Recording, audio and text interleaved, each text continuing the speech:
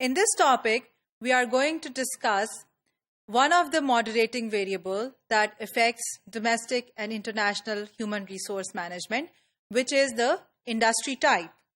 There are two types of industry when we are talking about differences between domestic and international human resource management. There could be an M&E may be operating in a multi-domestic industry, or it may be operating in a global industry. What is a multi-domestic industry? Multi-domestic industry is the one in which an international organization is operating in the form of small domestic organizations in various different countries. They do not need to have an overarching perspective. They don't need to have an integrated coordination between different units. For example, Coca-Cola is operating in Pakistan as in a domestic market. Coca Cola में पाकिस्तान में उनकी कितनी sales होती हैं, कितने जो हैं वो उनके कंज्यूमर्स हैं, that does not affect how Coca-Cola is being sold in France or in China or in Australia. So it becomes a small domestic market. And Coca-Cola selling all over the world is a collection of all those domestic markets put together. The second type of industries is a global industry. A global industry is the one which has an overarching framework, is the one which must integrate activities on a worldwide basis. उसकी example आपको एक airline से मिल सकती है कि airline जो है वो एक डोमेस्टिक मार्केट में नहीं ऑपरेट कर सकती. Airline has to operate in an international market. They cannot be domestic. They have to be global. All right. So that is an example of a global industry. So if you are working in a global industry, you will have to be more conscious about integration between your human resource function. You will have to have more harmony.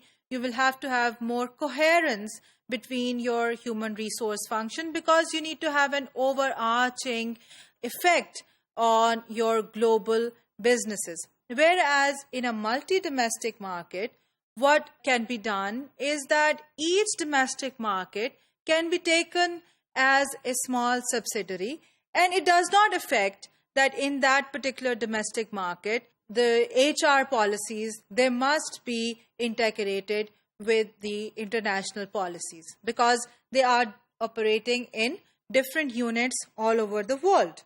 Laurent has given 5 steps of making international human resource a global concept.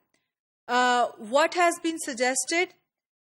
Number 1 is that the parent organization recognizes that its HRM reflects some assumptions and values of own home culture.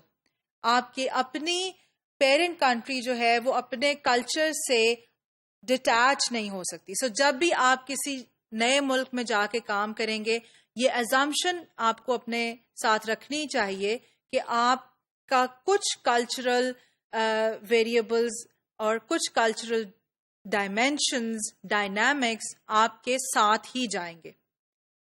Then the parent organization, it recognizes that its own particular ways are neither universally better nor worse than others. आप जिस तरह से काम अपने मुल्क में करते हैं, ये ज़रूरी नहीं है कि वो complete हैं, वो absolute हैं, वो universally applicable हैं. उनमें कुछ strengths भी होंगी, उनमें कुछ weaknesses भी होंगी. So ये अगर आप accept कर लेते हैं, तो ये possibility है कि आप IHRM बेहतर तरीके से कर सकते हैं. The third is that your parent organization recognizes that its foreign subsidiaries may prefer to manage people in their own way. So ये ज़रूरी नहीं है कि वो आपके ही स्टाइल से, आपके पेरेंट कंट्री के स्टाइल से ही लोगों को मैनेज करें. आप उनको ये लेवरेज दें कि वो अपने मुल्क में जो लोग काम कर रहे हैं उनको अपने तरीके से भी मैनेज करें. Then the headquarter is willing to acknowledge cultural differences and take steps to make them discussable and therefore usable. So cultural differences को आपने acknowledge करना है. And finally, all parties believe that cross-cultural learning invites more creative and effective ways of managing people. So if you apply these steps to your international human resource management activities, it is more likely that you will be able to manage these activities more effectively.